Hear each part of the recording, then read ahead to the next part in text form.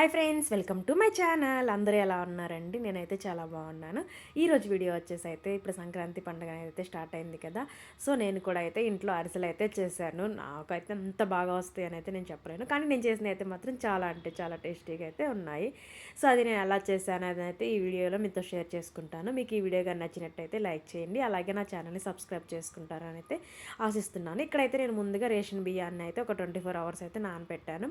ఒక మధ్యలో 2 times అలా కడిగేసి కానీ మళ్ళీ వాటర్ పోసి పెట్టుకున్నామంటే స్మెల్ ఏం రాకుండా అయితే బాగుంటుంది. ఇక ఇక్కడైతే మాకు పుణేలో అయితే ఇలా పిండి మిల్ అనేది అయితే ఉండదు.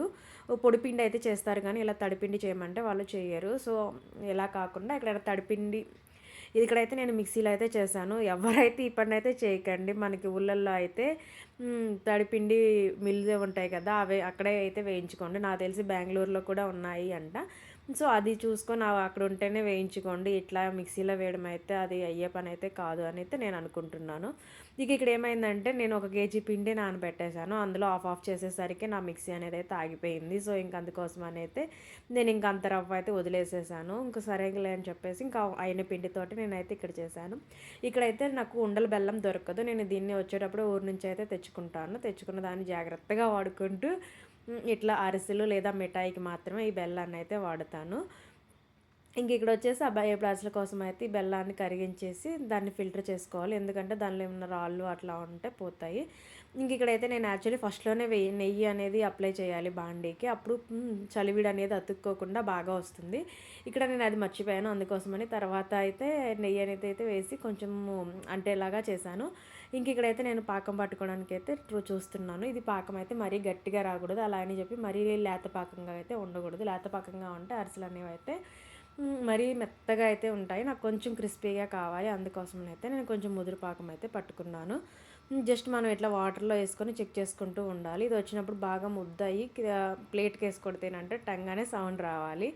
ఇదైతే నాకు మా నాయనమ్మ మా అమ్మ ఇంట్లో చేస్తూ ఉన్నప్పుడు అయితే చూసి నేర్చుకున్నాను. ఇవైతే నాకు ఇక్కడ కలపడం అనేది అయితే చాలా టఫ్ జాబ్ అయితే అయింది. చేయి అయితే నొప్పి వచ్చేసింది. ఇంకా అందుకోసం అని చెప్పేసి అయితే మా హస్బెండ్ని పిలిచాను. ఇంకా ఆయన కలుపుతూ ఉంటే నేను పిండి అయితే వేశాను. ఇట్లా ఫస్ట్ నేనే కలపడానికైతే ట్రై చేశాను, కానీ అది అవ్వలేదు. ఇంకా అందుకోసం అని చెప్పేసి అయితే ఆయన పిలిస్తే ఆయనే చేశారు. ఇంకా ఫైనల్గా ఇది కలిపేటప్పుడు మాత్రం చాలా స్పీడ్గా అలానే అంతా కలుస్తుందా లేదా అని చెప్పేసి అయితే చెక్ చేసుకుంటా కలుపుకోవాలి. దీనిలో కలిపేటప్పుడు మధ్య మధ్యలో కొంచెం కొంచెము నెయ్యి ఇంకా అలాగే నువ్వులు కూడా వేసుకోవాలి. నేనైతే నువ్వులు అద్దె వేద్దామన్నట్టు నేను కొంచెమే వేశాను, కానీ అలా అనేది అయితే అది సక్సెస్ అవ్వలేదు. ఇంక ఇక్కడ ఎలా అయితే పూర్తిగా పిండి వేసిన తర్వాత లాస్ట్లో నాకు అయితే కొంచెం పిండి అయితే మిగిలింది. జస్ట్ కొంచెం ఒక 3 స్పూన్లు ఏమి ఉంటుంది అంతే. ఇంక ఇట్లా పైన అంతా మొత్తం చుట్టుపక్కల ఉన్న దాన్ని అంతా శుభ్రంగా క్లీన్ చేసేసుకొని మధ్య పిండిలో కలిపేసుకొని పైన నెయ్యి కానీ నూనె కానీ వేసేసి అది పిండి అంటే అలా చేసామంటే ఆరిపోకుండా అయితే ఉంటుంది. సో ఇట్లా కొంచెము పలుచగా ఉన్నప్పుడు పెట్టేసుకుంటే సరిపోతుంది.